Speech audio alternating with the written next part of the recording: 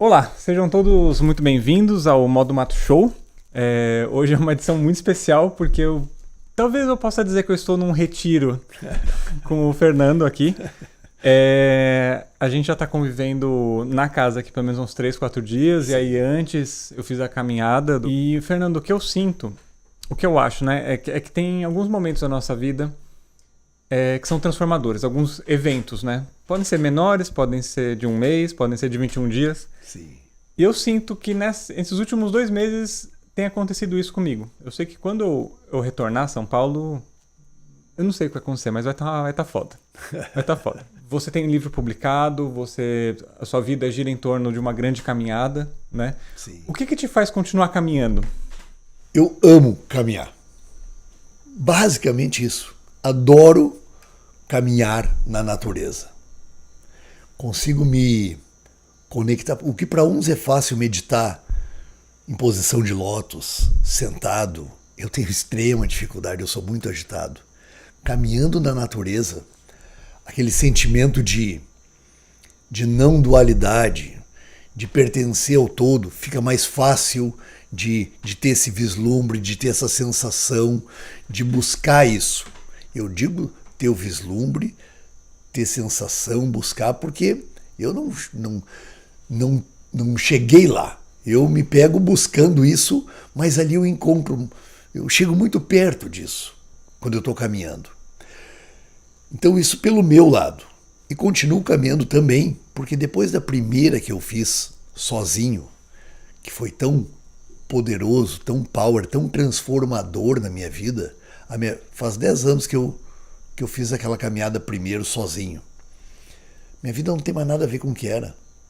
Mudei de cidade, mudei de profissão, não sou mais dentista, trabalhei 30 e poucos anos como dentista, não. Hoje eu trabalho na praia, com turismo. Mudei relacionamentos que eu tinha, tenho uma nova esposa hoje. Foi tão transformador, foi tão bom nesse sentido, que quando eu contava para os amigos, os caras diziam invariavelmente: cara, eu preciso de uma caminhada assim, eu preciso dar um tempo para a cabeça, é muita loucura, mas eu não tenho tua coragem de fazer isso aí sozinho, ou não tenho teu preparo físico. E daí, lá na época me acendeu, né? Pô, por que não? Sempre gostei de acampar, sei organizar acampamento, comecei a me dedicar a oportunizar para as pessoas essa vivência potencialmente transformadora como foi para mim. E isso, por eu ver o resultado, não é para todo mundo. Mas volta e meia alguém conta para mim, das centenas que já caminharam com a gente: Fernando, foi um divisor de águas. Uhum. Voltei e eu não encaixava mais e acabei tomando uma decisão, fechei o escritório, ou isso ou aquilo. Então isso também, por isso eu continuo caminhando. Para seguir sendo útil dessa forma. Tem pessoas que são iluminadas, que podem ser gurus de outros. Não é o meu caso, mas a natureza é. Então eu posso daqui a pouco favorecer na questão de espiritualidade, de evolução nesse sentido das pessoas, só dando um suporte para elas ficar na natureza, afastado daquilo. Então eu continuo caminhando para fazer isso que eu amo, porque eu amo ver que isso aí dá um resultado para as pessoas, pelo retorno que eu observo, e porque para mim continua sendo mágico caminhar sozinho. Uhum. Faz sentido, né? Faz sentido. Bom, se você não está entendendo nada do que a gente está falando de caminhar, a gente não vai entrar muito aqui no que é a caminhada na empresa. Tem um vídeo que vai ser lançado, já foi lançado, alguns vídeos que a gente fez em parceria, mas explicando brevemente o que é o Caminho dos Faróis.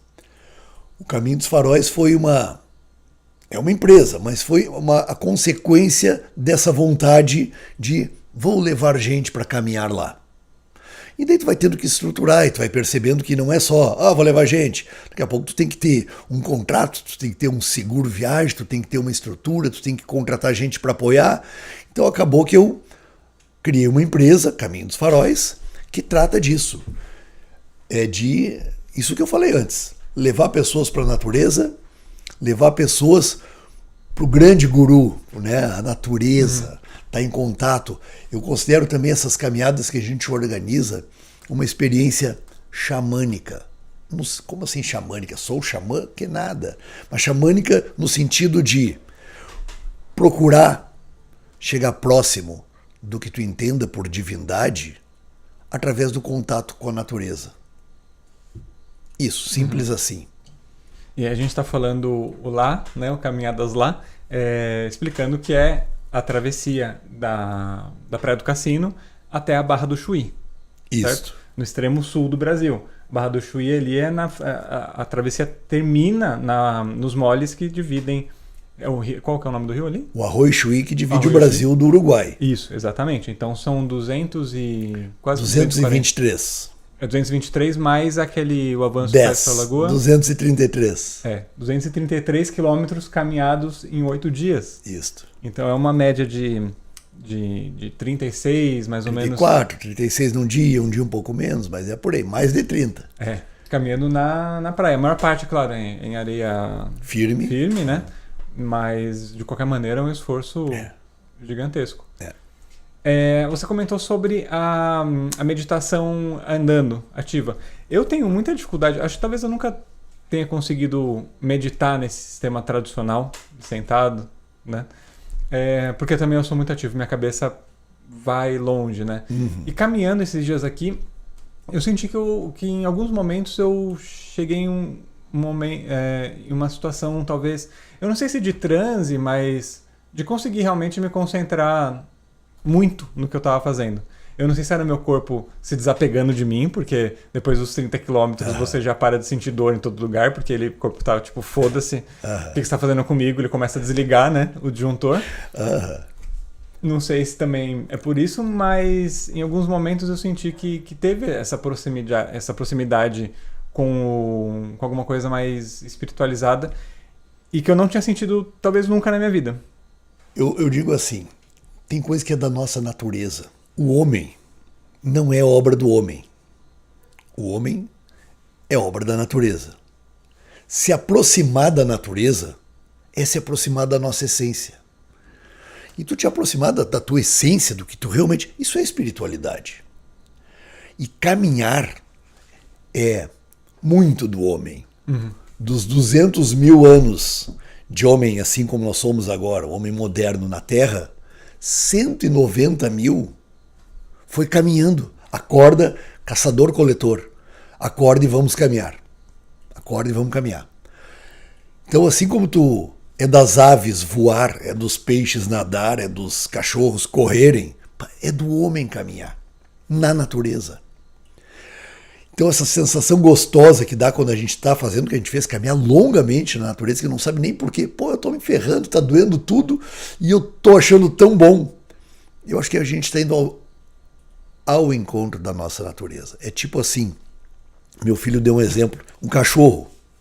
Pega um cachorro galgo, que tem muito aqui na região, feito para correr, criado num apartamento. Pode tratar ele com filé mignon, pode levar para fazer cafuné no cachorro, o que for naquele apartamento. Ele nem sabe que pode correr, mas falta alguma coisa para ele. Uhum. Quando tu largar ele na natureza para correr, ele vai achar, nunca fez, nunca foi ensinado, mas vai amar aquilo. E o homem caminhar na natureza tem muito disso. E a gente perdeu, a gente se afastou. A gente se cercou de paredes climatizadas, tapetes fofos, tudo. Tá frio, protege, tudo. A gente se isolou da natureza. Parece que é uma coisa à parte. E isso aí que eu muito vai ao encontro da questão espiritual. Tu ser natureza caminhando ali. E não estar na natureza. É diferente. Tu vê uma parede pintada de verde, já acalma. Mas isso é uma coisa. Tu caminhar na natureza vai te acalmar. Mesmo embora tu chegue ali pensando no escritório, pensando no que tu tem que fazer, mas caminhar um dia, 2, 3, que nem a gente fez. 1 hora, 2, 3, 4, 5, 6, 7 horas por dia. Chega um momento em que tu vai deixando de estar na natureza e tu vai começando a ser natureza, vai aliviando os pensamentos, vai mais ficando no agora, e isso favorece muito a natureza. 6, 7 horas caminhando, eu tava caminhando com um negócio de GPS, né? Tava escutando música e tal, e ele falava de quilômetro em quilômetro, na verdade, e dava o tempo, né? A hora que teve um dia que foi o mais longo, né? Que ele falava 7 horas e pouco. Eu falei, meu Deus do céu, eu tô 7 horas caminhando.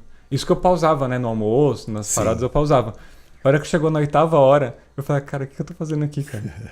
E pior, que assim, como, principalmente depois do almoço, como as pessoas se distanciam muito uma das outras, né? Só pra contextualizar. Tá caminhando na praia, o almoço é todo mundo junto, o carro de apoio vem, encontra a gente, igual tem no vídeo, né, que a gente produziu. E depois de tarde, onde que é o local de acampamento, tem uma bandeira fincada na areia. Então, meio que tanto faz se você está caminhando mais rápido que eu, porque a gente vai chegar na bandeira e vai ver a bandeira. Então, era mais livre, né, a velocidade. Sim. Eu sei que, por exemplo, eu estava sempre mais ou menos no meio da turma, assim. Eu olhava pra frente, eu via só os pontinhos lá no fundo. Lá no final, eu devia estar pelo menos uns 2 quilômetros, imagino, 2, 3 quilômetros. Mais, pra ser pontinhos é mais. Olhava pra trás também, só pontinho pra trás. Cara, olha que maluquice, cara. E o pessoal não entrava. Não entrava. Aí teve uma hora que parecia que tava caminhando pro lado, aí entrou, daí eu falei, putz, agora só tem mais 5 quilômetros pra chegar. Isso de se tornar parte da natureza e tal, eu tenho usado uma expressão que é a dissolução do ego, não é? Que eu estava treinando nesse período que eu estava aqui no Uruguai, e teve um dia específico, acho que foi o primeiro dia que eu saí para treinar, ali na Praia Grande, na última praia da Fortaleza. Vocês passam por lá na Fortaleza? E é uma praia que eu senti bem selvagem, assim, que o trecho de areia é estreito, e aí tem uma mata fechada, e o mar tava bravo. Muito bonito aquilo ali, sim. Muito bonito. Eu tava caminhando sozinho lá num dia que tava chovendo, de semana, e, cara, eu olhava pra trás com medo. Talvez não era nem um medo de pessoas, porque não tinha ninguém. Eu não sei se isso era o que dava medo. Mas eu talvez ali foi o primeiro momento que eu senti de quão bostinha que a gente é. Quão pequeno. A gente é só poeira, né? E ali eu falei, caraca, cara. Lá em São Paulo eu sou uma pecinha da sociedade e tal, não sei o que. Aqui eu não sou nada na natureza. É muito louco isso, você chegar a essa conclusão. E aí você vê o seu ego derretendo, né? Eu não sou ninguém, não sou nada. O mundo existe sem mim. Né? A casa funciona, meu trabalho alguém vai fazer no meu lugar. Sim. E é bastante curioso pensar essas coisas caminhando. A gente na sociedade que tu falou, tu tem tantos papéis, títulos que reforçam essa sensação de eu sou isso, eu sou, eu. Tu é síndico, tu é vizinho, tu é filho, tu é o empregado, tu é o proprietário do canal. Tu é tanta coisa. É como se tu botasse vários jalecos. 1, 2, 3, 4. Quando tu tá na natureza, e 1 dia, 2, 3, e nada disso importa. Nada disso importa. Tu vai te despindo dessas coisas, e realmente fica mais... arrefece um pouco essa questão do ego da coisa, e tu relaxa. É muito bom. Outra coisa bacana nesses grupos de caminhada, que as amizades que se formam tão forte, tão rápido. Ninguém ali pergunta o que o outro faz. Ninguém sabe que carro o outro tem. Ali tu não é pai, tu não é filho, tu não é vizinho, tu não é... Tá todo mundo ali, como a gente costuma dizer, um pouco cansado, um pouco fedendo da caminhada, um pouco doendo. Então fica todo mundo no mesmo nível. E dá uma liga muito grande nas turmas dessas caminhadas. E é uma sensação bem gostosa tu te despir desses papéis todos que reforçam o ego e simplesmente ser ali.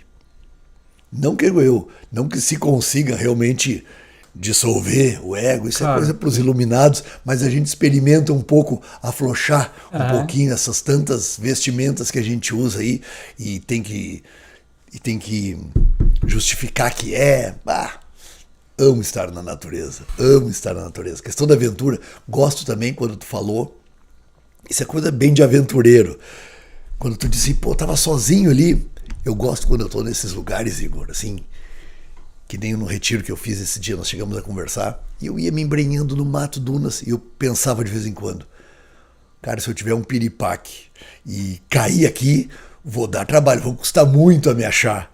Eu gosto dessa sensação. Eu pensava sobre isso. Eu gosto dessa sensação. E antigamente, quando nós era criança e saía para brincar na rua, eu sou bem mais velho que tu, mas, cara, nós sumia nos matos, sem telefone. Hoje, os caras te acham em qualquer lugar, te mandam mensagem, a criança aventureira também fica muito... A criança aventureira que tem cada um, fica muito feliz também quando a gente faz essas trilhas, essas coisas. Talvez essas trilhas, essas caminhadas sejam um encontro com a nossa criança interior também, né? Sim. Sim, porque a criança interior que foi sendo... Tá, e o que tu vai ser agora? E o que tu vai estudar? E o que tu quer? Assume isso aqui. Vai abafando. E daqui a pouco, quando tu tá... E tu é obrigado a ser adulto e mostrar que é adulto e mostrar que é responsável. Essas turmas vira um jardim de infância. Tu viu? Sim. Vira um jardim de infância, né? De um monte de gente de 50, 60, 45. Sim, não, e dono de empresa, e isso e aquilo. Coisa que você... Vira tudo criança de novo, quando consegue descer daquela esteira giratória dos hamster e se soltar um pouco. E isso já seria bom 1 hora. Quando tu faz isso, 8 dias. Eu me coloco muito no lugar também, assim, das pessoas que até um dia antes estavam no escritório trabalhando. E que no dia seguinte está aqui. Porque eu já estava numa entoada, né, de desapego disso tudo. Mas eu fiquei pensando muito sobre isso, esse choque, né? Mesmo assim, demora alguns dias para cair a ficha. Para mim foi lá no 3º dia. Primeiro dia você tá ainda vendo qual é que é, segundo você tá se acostumando, no 3º você já entendeu como que é a rotina. E o que tá te esperando mais ou menos? Tu sabes que com o corpo também, é pelo 3º dia que as pessoas entram, que o corpo entende. Tá, é isso aí, cara, ele não vai parar. Para de reclamar e é isso aí que tem que fazer todo dia. E para a mente também. Eu também, apesar de estar muito mais treinado, eu já ter feito mais de 7.000 quilômetros nessa praia. Quantas vezes que você já fez aqui? 34, 35. Já ter feito mais de 7.000 quilômetros nessa praia. Quando eu venho da cidade, eu custo também os primeiros dias ali a entrar num modo mais natureza mesmo. A ser natureza e não estar na natureza. Demora um pouco esse processo e também, não que eu seja natureza como eu ainda quero ser um dia, mas eu percebo que eu estou caminhando por esse lado. Como que está sendo o seu processo de ser natureza? Quando você fez a primeira caminhada, você já tinha isso com você ou começou ali naquela caminhada? Começou ali. Eu fui para aquela primeira caminhada pensando que durante a caminhada eu vou conseguir pensar nos problemas, eu vou pensar numa solução. E hoje eu percebo que as intuições e as respostas que vieram foram nos momentos que eu não estava pensando. O momento que tu cala a mente um pouco, que seja de cansado. De tanto pensar. De cansar também. E também a exaustão física ajuda. Sim. A exaustão física. Quando tu cala a mente daqui a pouco, dá chance para aquela vozinha interior que está querendo falar, mas não tem chance. Não tem chance. A mente está sempre pulando passado, futuro, comparando, querendo, reclamando. E aquela vozinha que estaria assim, querendo, daqui a pouco consegue falar alguma coisa. E isso eu percebi naquela caminhada. As intuições, os sinais. E isso, no começo da caminhada, eu percebi, opa, não pode ser coincidência de novo. Vou prestar atenção nos sinais. E no começo da caminhada, que é até subtítulo do livro que eu acabei escrevendo, eu parei no momento e levantei para as 4 direções e disse, sou todo ouvidos. Pedi. E segui caminhando. E nunca mais parei de ouvir. E essa questão de ouvir a intuição tem a ver, assim, também com... Imagina um amigo que quer conversar contigo, tenta falar contigo e tu não dá bola. Ele te dá um conselho e tu não dá bola. Daqui a pouco ele para de vir. Daqui a pouco ele te diz uma coisa e tu, cara, vou te ouvir. Obrigado, vou pensar com carinho. Ele vai vir de novo te dar. A intuição é parecida. Na minha percepção.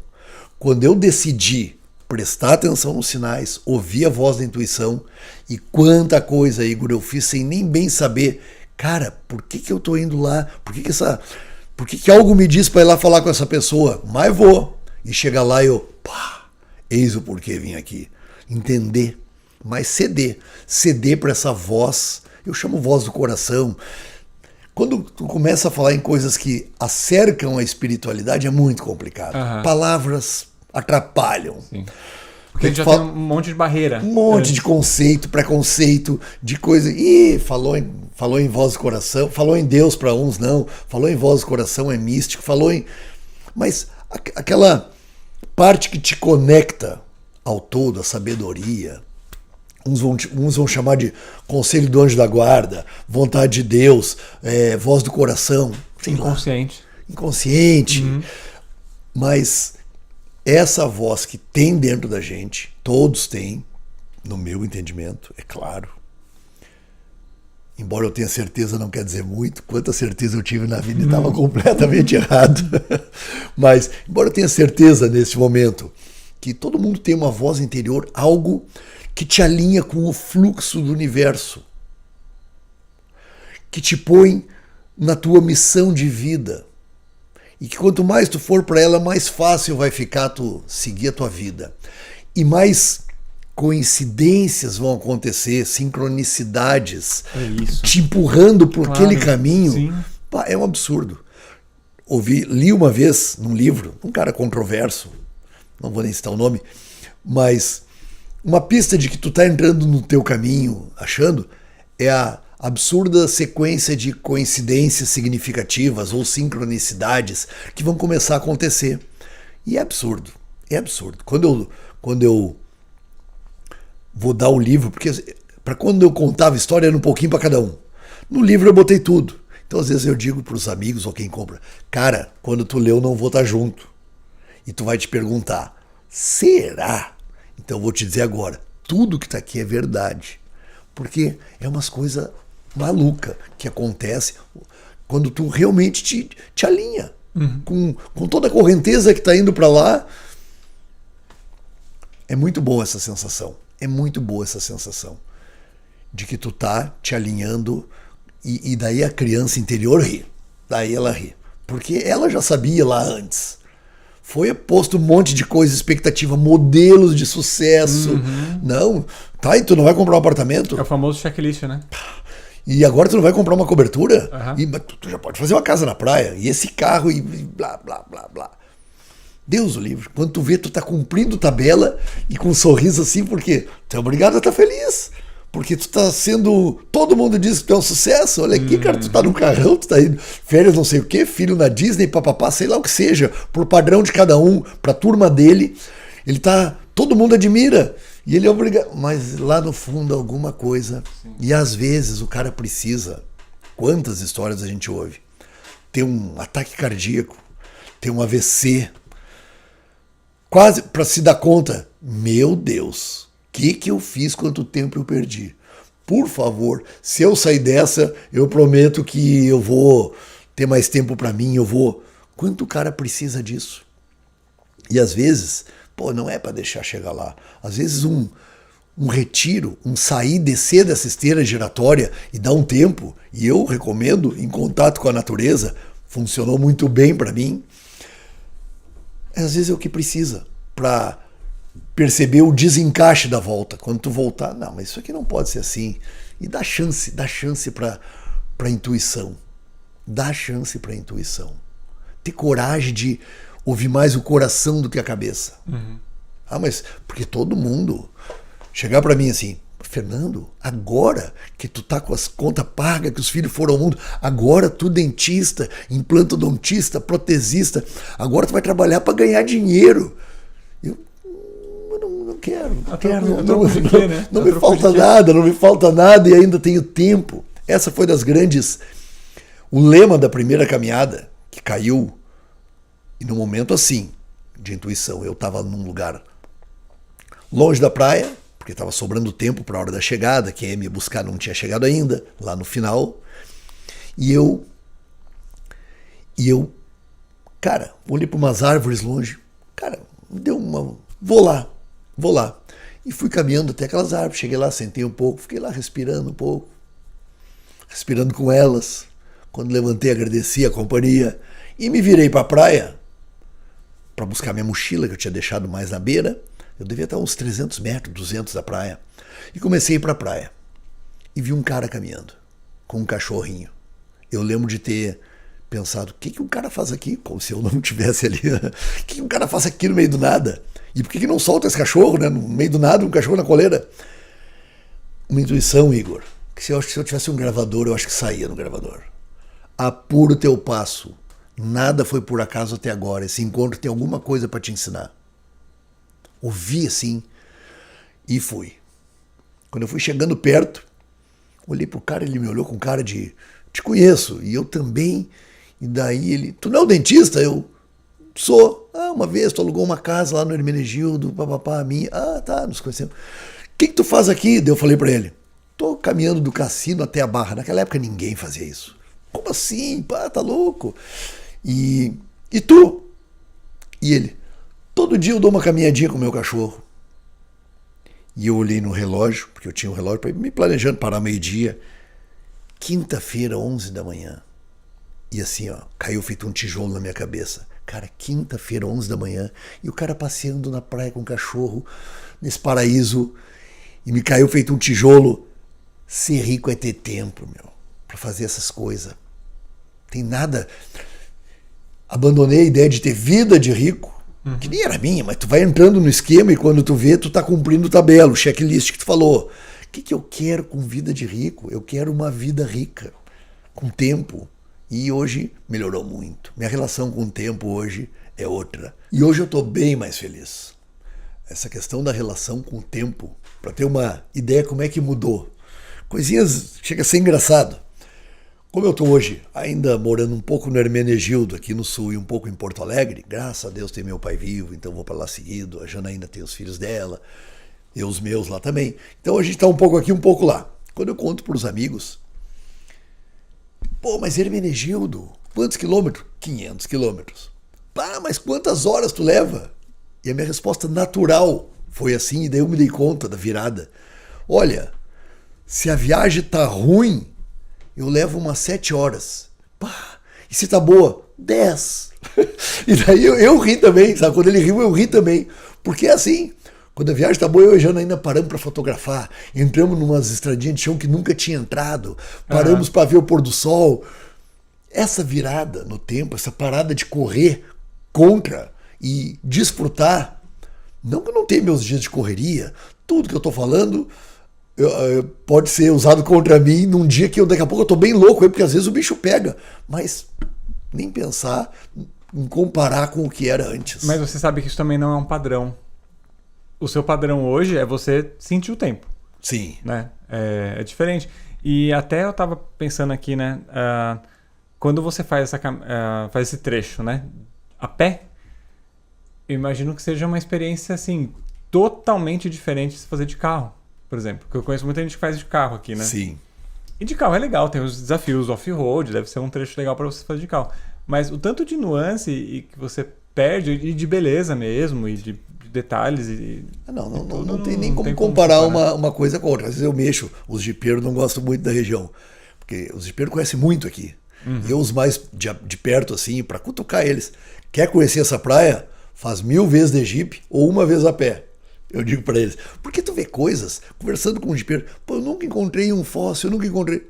Sim, nem vai encontrar de jipe. E o tanto que a gente viu aqui é brincadeira. E tanto que a gente viu, é diferente. Mas quando eu tenho que fazer quando eu estou dirigindo, eu adoro também dirigindo. É bom também, né?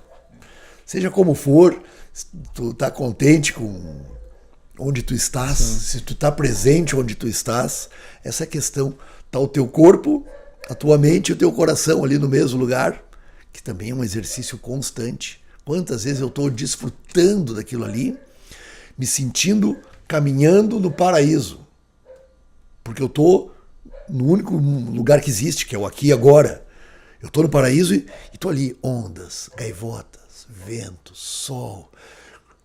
Em total presença, em vez de prestar atenção na respiração, como numa meditação tradicional, ou fazendo o escaneamento do corpo, prestando atenção nessas coisas da natureza, o vento na mão, o sol na pele. Eu estou assim, estou em êxtase. Eu nem percebo quando eu escorrego para o fluxo aleatório de pensamentos e daqui a pouco eu estou caminhando ali sem ver onda, sem ver nada e brigando com o vizinho que eu devia ter dito não sei o quê. tô no paraíso, mas tô no inferno.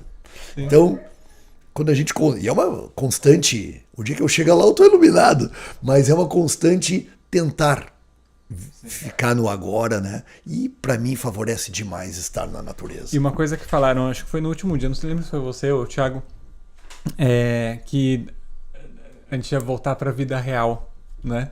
Quando terminasse. Mas a vida real era o que a gente estava vivendo ali. Isso aqui é a vida artificial que a gente tem, de paredes e coisas, né? E eu me lembro quando meu filho disse isso, porque chegava no final, que a gente faz aqui um churrasco de encerramento, participou, tem aquela reunião onde a gente passa a palavra, e eu sempre dizia, agora vocês vão voltar para a vida real. Eu sempre dizia isso.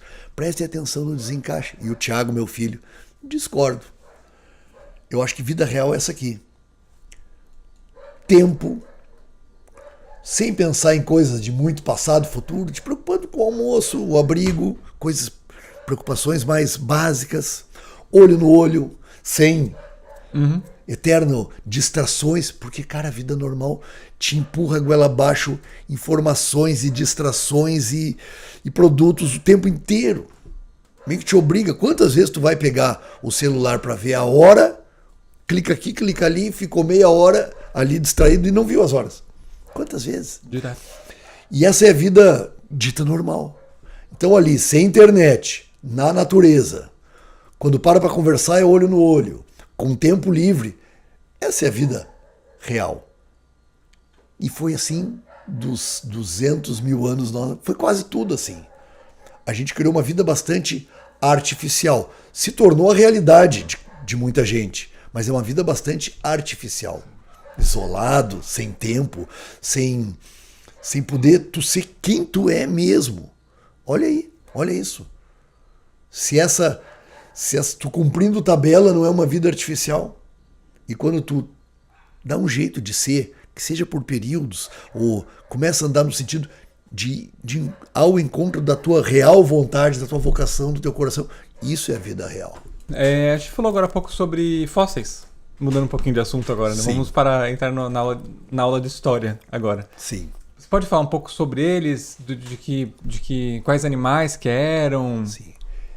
São fósseis da nossa megafauna extinta. Gliptodonte, que era aquele tatu do tamanho de um fusca que existia. Tigre de dente-sabre. Mastodonte. Toxodon, que era um parecido com um hipopótamo pequeno que tinha nessa região. Ecos, um tipo de cavalo que existia. E muito também de preguiça gigante. Alguns tipos de preguiça, que não era uma só, não sabia o nome certo agora, existiam aqui. Na Era do Gelo, no filmezinho da Era do Gelo, aquele que passa, que mostra esses bichos, bem daquela época. Quando a época Era do Gelo, os mares congelaram e subiram em icebergs nos polos, o mar aqui recuou 70 quilômetros. E era campo isso aqui, com essa quantidade enorme de animais pastando, caçando. Esses fósseis que dão na costa, aqui na nossa praia, o mar agora aqui está avançando. Ele vai revolvendo o fundo e vai jogando na praia. Então, é diferente de um fóssil que tu acha no continente, que se tu acha uma pata direita aqui, provavelmente aqui tem uma pata esquerda, a cabeça... Ali não. Um pedaço que deu aqui na praia, e a maioria é caquinhos, que tu reconhece que é foto, mas sem interesse também, porque não tem como saber de que animal é. Sim. Poucos tu sabe. Da maioria que tu acha, tu não descobre, mas alguns sim. Um pedaço pode daqui, o outro na Argentina, no litoral, em outro lugar. Então é uma característica diferente nesse lugar. Aqui. Entendi.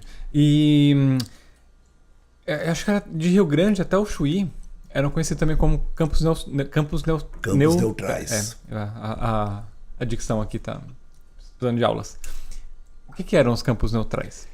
Esse lugar aqui era fronteira, quando não existia Brasil, Uruguai, Argentina, sempre foi uma zona de fronteira entre Espanha e Portugal.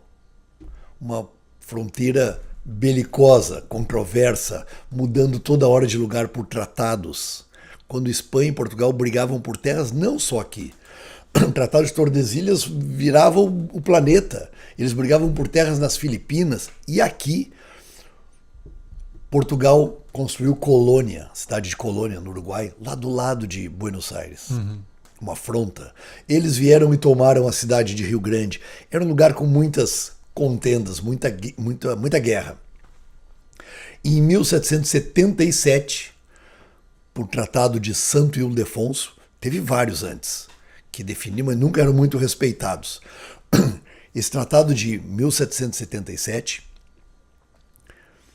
definiu que Espanha era do Chuí, chamavam Arroio Chuí, para baixo, Forte de São Miguel, que existia ali para baixo, e Portugal era da Vila da Quinta, que já existia ali em Rio Grande, Barra de Rio Grande, para cima. E aqui no meio era um campo neutral, uma zona neutra. Nenhum exército, nem espanhol, nem português, poderia entrar. E daí, o lugar que não é de ninguém, que polícia não pode entrar, quem que vai para lá? Então, esse lugar foi ocupado também por muitos grupos saqueadores, muito desertor. Quando houve a paz, porque enquanto está em guerra, tu mantém o soldado no exército preocupado, ele quer estar em grupo, porque tem uma guerra lá fora. Quando acaba a paz, ele ficar num quartel fechado, limpando botas e varrendo calçado. E a deserção era grande também, então vinham para cá também escravos fugitivos. Então era uma zona de bandidos aqui na época, que é onde a gente caminha ali, os campos neutrais. Se conta, já que estamos falando de história, essa não está nos livros de histórias, mas se conta de boca a boca aqui desde aquela época, que uma maneira, um golpe que eles aplicavam, porque tinha intenso fluxo de navios, galeões naquela época, 1777 em diante, ali 1800 e pouco, eles, para ajudar, iluminavam a costa, botavam luzes. Não existiam faróis, né? Não existiam faróis naquela época. Botavam luzes, de tanto em tanto, aqui a 5 km, para ajudar a eles a se orientar para não dar na terra. De vez em quando, acendiam essas luzes lá nas dunas, aquelas que foi 5 km para trás. Daí os caras, olha lá como tá longe a terra, encalhavam. Então tem até livros, Piratas do Albardão. Albardão é uma região ali do meio, onde tem o farol do Albardão. E acha muitos naufrágios que tem aí, alguns talvez sejam daquela época que os caras usavam essa tática aí para saquear esses navios. Interessante, né? Interessante. Foi nessa época que começou os gaúchos da região, esse movimento cultural, vamos colocar assim, não sei como... Essa identificação da região dos gaúchos, foi nessa época que começou mais ou menos, não? Sim, sim. Porque o gaúcho é um povo de 3 pátrias. Quando não existia Brasil, Uruguai e Argentina, era Uruguai, era Espanha e Brasil brigando por vários lugares nessa fronteira, tinha um povo ali. Filho de quem? Filho de espanhóis, portugueses, e vinham nesses navios italianos, e vinha os aventureiros da Europa com índias.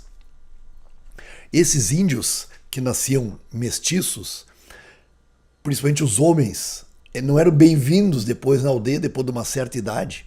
Acabavam formando grupos de homens andando nesses campos, por aí. Comendo o quê? Na época ficou fácil. Vaca à vontade. Porque um pouco antes, quando os bandeirantes invadiram as colônias, as jesuíticas, As missões, as missões jesuíticas, o gado que antes era só lá, trazido pelos espanhóis, se espalhou. E esse aqui era campo, pampa, sem muitos predadores, passados 100 anos, era vaca. Chamava esse lugar aqui as vacarias do mar. Era o nome que era dado a esse fenômeno, essa quantidade de animal que tinha. Então esse povo tinha facilidade em achar comida também. Criado na lida de campo, já tinha daí o cavalo chegado, então aí foi se formando o gaúcho, comendo churrasco na brasa, caçando gado e lida de campo mesmo, né? Essa é a origem do povo gaúcho. Bom, Fernando, a gente vai começar a caminhar para o final aqui. Eu queria então falar um pouco do seu livro, que é esse daqui, ó. Peregrino Off-Road, sou todo ouvidos. Uma incomum jornada espiritual.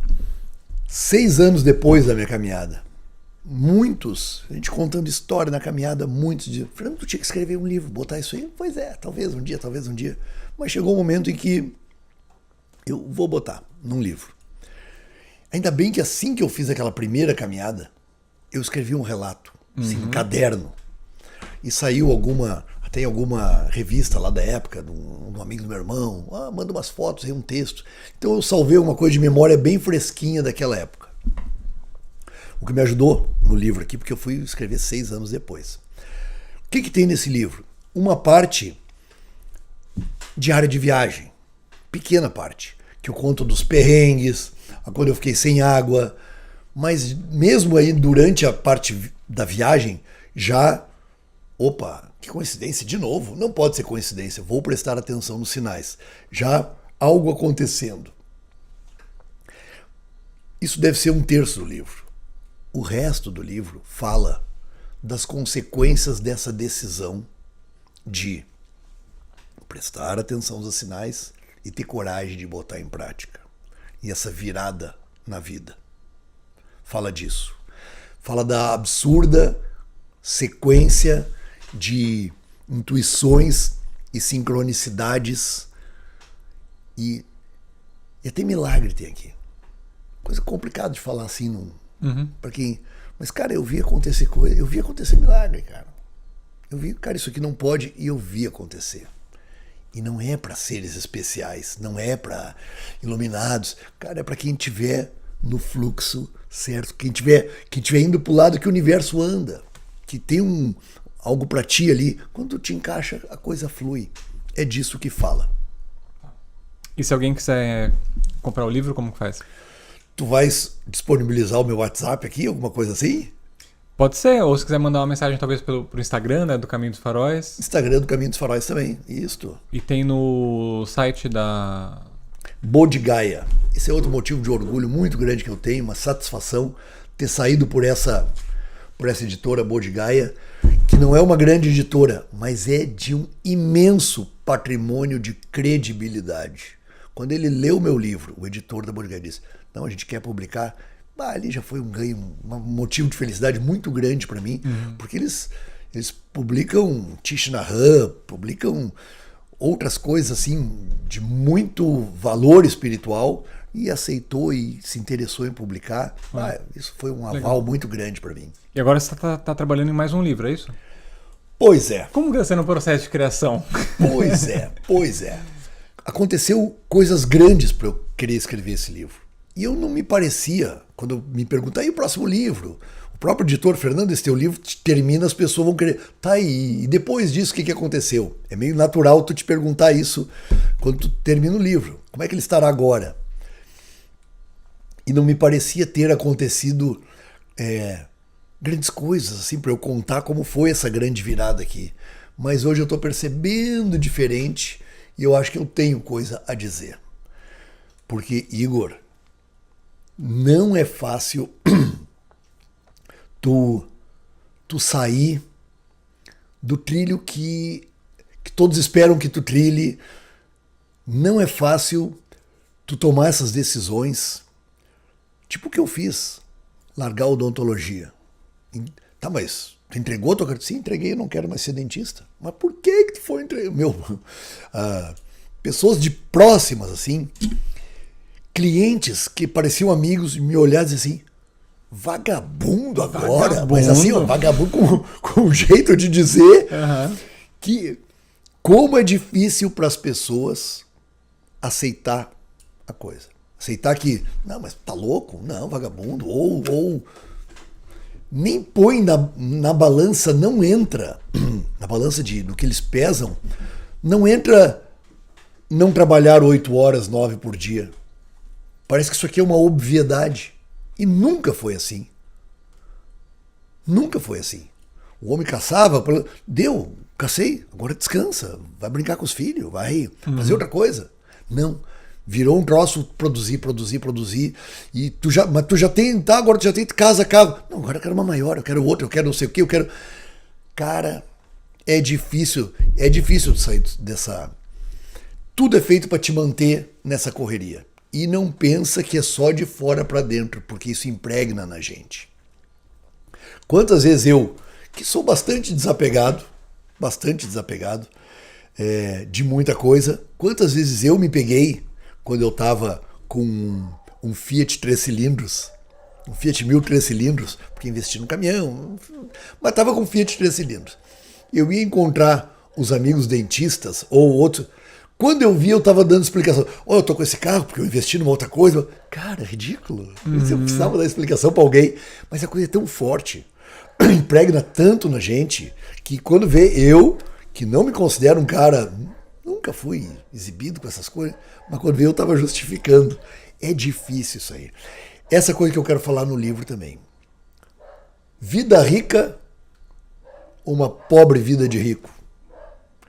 Vida rica de experiência, de coisa, de tempo, ou uma riqueza que... Olha rico, olha que carrão, que relógio, que não sei o quê, que papapá. E quanto colega meu, pessoa assim do... Isso talvez seja difícil, não vai fazer sentido para alguém que está trabalhando para jantar. Tá? Tem níveis e níveis de tudo. Eu estou falando para quem está perto, isso eu aprendi também. Tu não fala para todo mundo, tu fala para quem tem um entendimento parecido, que aquilo vai fazer um sentido para ele. O meu irmão, muito curiosa também, baita marqueteiro que eu sou, o que eu vou dizer agora. O meu irmão, eu dei o livro, um deles, e nunca comentou comigo. Passou 6 meses, eu... Pô, Plínio, e o livro, cara? Não leva mal, eu não consegui terminar de ler. Para ele, que é materialista... Nem valeu a pena continuar lendo. Agora, quantos? Fernando, eu sentei para ver do que se tratava e levantei 6 horas depois, lido. Tanta gente que tive um bom retorno, muito feliz com a história do livro. E esse que eu estou falando, quem não tem essa visão, colegas meus, que dizem, eu quero fazer o que tu fez. Mas não dá. Tá, mas por que não dá, cara? Porque não sei, mas tu não tem uns apartamentos para alugar? Tem umas lojinhas para alugar, uns apartamentos. Mas teu filho já não está formado? Sim, está formado. A tua casa é própria? Sim, é própria. Teu carro está quitado? Todos. Tá não, mas não dá então, para parar, né? Mas não dá para parar. Então tá, meu filho, vai, continua. Uhum. É uma loucura, cara, uma cegueira, uma doença que o sistema, sei lá, falei sistema, meio, parece, né, a teoria da conspiração, mas é um sistema que meio te obriga a ficar correndo. A sensação que eu tinha, tu viu, não é do teu tempo o filme de Indiana Jones, né? Mas eu assisti recentemente. Inclusive. Aquele dele correndo e uma bola correndo atrás e ele correndo para não ser atropelado pela bola aquela, cara, era assim minha vida. Era assim minha vida. E a bola era do tamanho que eu criava ela. Era do tamanho que eu criava ela. E então, tô bem contente e tudo começou com um retiro, a importância dos retiros. Se afastar do teu local de trabalho, daquelas pessoas, te afastar de tudo, para ser só tu, ninguém te pedir, por favor, quando estiver voltando, me traz, não. Por favor, tu liga para mim, não. Tu podia pagar, não, para ti, fazer o que tu quiser, ou caminhar, ou parar, ou não ter esse tempo para ti. O que a gente busca não está na natureza, não está no caminho de Santiago. O que tu busca está dentro de ti. Está na Bíblia, Deus está dentro de ti. E Bíblia é um dos livros, né, que fala sobre isso. Mas esses retiros te permitem aquilo que tu falou, de tirar os vários jalecos, aquele ego trancado, eu sou isso, eu sou aquilo, tantos papéis, tu te afastar disso aí. De preferência em contato com a natureza, daí é tempero pessoal meu, eu acredito mais nisso do que num outros tipos de retiro. Para mim funcionou melhor. Tudo começou com isso. E, bom, a gente tem um outro vídeo aqui no canal que é com dicas, né, para quem quer fazer essa travessia sozinho, mas também existe a possibilidade de fazer junto com a sua empresa Caminho dos Faróis. Sim. Você quer falar um pouco sobre isso? Agradeço a oportunidade. Nada, imagina. Porque Caminho dos Faróis, essa empresa que eu criei, e também com ela estou bem contente. Porque tem gente que já repetiu a caminhada 9 vezes. Daí eu dei a 10ª de brinde, né? Mas já veio 9 vezes caminhar. Já teve caminhadas que de 14, 12 eram repetentes. Então, ou seja, a gente está conseguindo oferecer a gente porque tem uma equipe muito boa por trás. Isso o universo, concorda, Sim, né? concordo. Isso é sincronicidade. Isso o universo foi botando um por um pessoas apaixonadas por aquilo ali, talhadas por aquilo ali. E os clientes, os caminhantes que vêm com a gente percebem. Então a gente tem uma empresa. Para nos achar é Caminho dos Faróis. Site, Caminho dos Faróis, Instagram, Caminho dos Faróis, Facebook. Dá uma olhada ali, conhecer. Se tiver interessado, mandar uma mensagem. A gente faz poucas por ano. Isso é outra coisa, que as pessoas chegam para mim agora. Fernando, tem um lugar lá na minha terra bom para fazer um caminho. Fernando, por que tu... Eu não quero deixar de ser um enlouquecido na odonto para ser um enlouquecido na... Então eu faço 5, 6 por ano. No inverno, época de muita ressaca, muito sacrificante, não faço. E o que tu faz no inverno? Jogo carta, cozinho, leio, escrevo, namoro bastante, em pleno meio de semana. Vagabundo, Fernando! Graças a Deus. Bom, e o Modo Mato tem um desconto, certo? Sim. Se você chegar até eles e falar que viu, né, conheceu por aqui, ou enfim, tem um desconto de 10%, certo? 10% a menos. E vale a pena pelo menos conhecer e ver a estrutura que eles oferecem e tudo que proporcionam, porque é uma experiência realmente incrível. Quer mais alguma coisa que você gostaria de deixar de mensagem para as pessoas? Ou... Espiritualidade e simplicidade anda assim. Simplicidade em todos os sentidos. Intelectual. Não estou dizendo ser simplório, mas não complicar demais as coisas. Isso eu não estou dizendo que eu não complico. É o que eu busco, é o caminho que eu estou buscando. E simplicidade material facilita muito também isso aí. Porque tu não vai ter que estar tantas horas lá enlouquecido no que, né, te dá mais tempo para viver a vida, desfrutar dessa passagem bem curtinha que a gente tem aqui. Então, acho que é por aí também a coisa.